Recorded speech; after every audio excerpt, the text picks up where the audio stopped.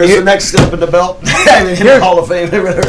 Actually, I talked to Gene Upshaw, who was the president of the NFL, and I told him how the wrestling business was in terms of relationship with the talent and the ownership.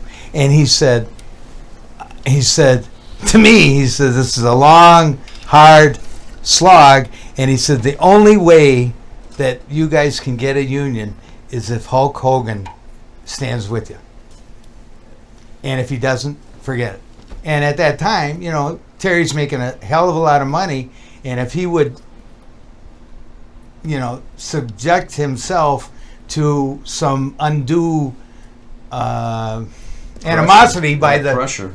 by the ownership, Vince, he'd be rocking his boat.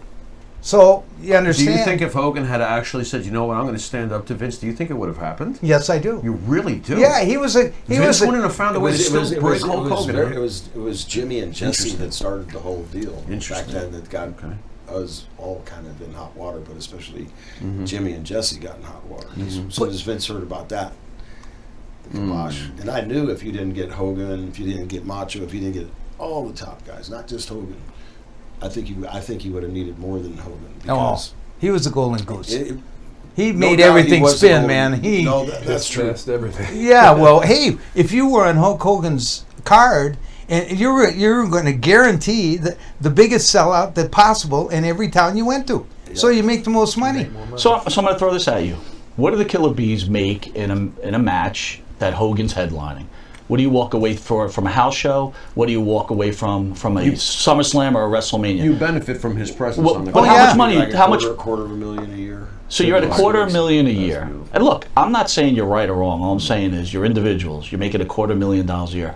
And what onus is it on the person to make sure that they save their money, make sure they don't get fucked up and drugged out, and and protect themselves? Yeah.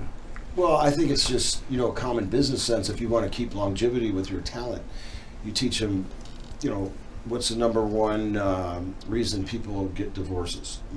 Generally money, finances. Oh, your wife is ugly. Would you? Sorry. If you want to have a family, Jimmy had children. I remember when we were in Australia, and maybe it was in Australia. I remember my grandfather died when I was in Australia, and I cried like a baby. But we were somewhere, and we had been on the road 67 days straight, and his kids I heard him talking to Mary on the phone, and they were doing like their graduation or something, and I looked, and Jimmy had a tear in his eye, and it just kind of tore me up, thinking, God, what a sacrifice, to have your kids.